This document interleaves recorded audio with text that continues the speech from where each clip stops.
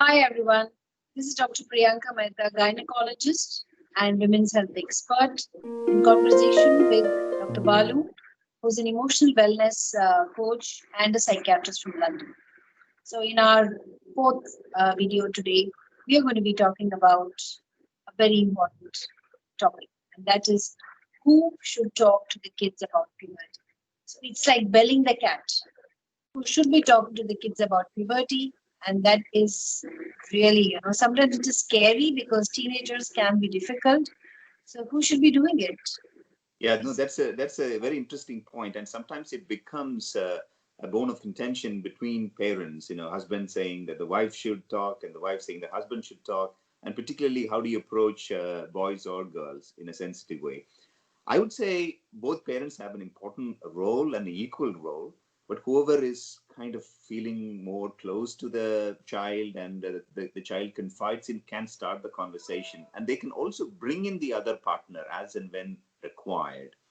And I also think, maybe you should have something to say about this as well. I also think that children go to school, school and teachers have an important role to play in formally approaching this subject, and they have, sort of specific education sessions in school, because sometimes children feel comfortable confiding in their teachers also. And in other families, there may be extended family members, grandparents, sometimes uncles and aunts who are probably older, have more experience. I think it's a joint effort. It starts with who the child confides in first, and then it's a team effort. I believe. But like you said, belling the cat. Let's not make it as a belling the cat scenario. It's our joint responsibility, and it's a pleasure to be able to invite children into their adulthood. Exactly. So, it's like, I guess it's work in progress. So, we Yeah. can't always just, say that, okay, now you've attained puberty. Say for girls, once they start their menstruation, their periods, menarche, so it's, suddenly everybody will assume that, okay, now you're grown up, you should be, doing all the work and activity. And, Mhm. this is a stepwise process. And I think it's like you say, it's a team effort. That is so true.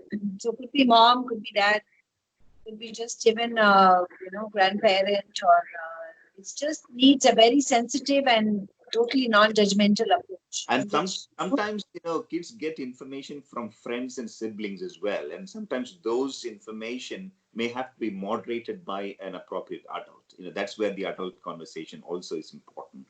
Rather than just leaving it to internet or just friends to just fill them in with all sorts of information, which they will get anyway. But adults can moderate some of that and clarify some doubts for the children.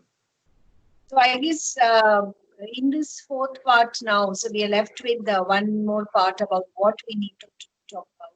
But I Yeah. think the background is so clear now that as parents, there is definitely a role in which parents play in puberty, and how they welcome puberty, and how they carry forward the next generation into puberty, and kind of may not handhold them but be there, be supportive, Yeah. and how it also has to be understood when is also an appropriate time when they do it, and normalize the whole process rather than make it a very difficult part of life for both parents and for the kids. So thank you so much, and I'm sure there'll be much more learning ahead.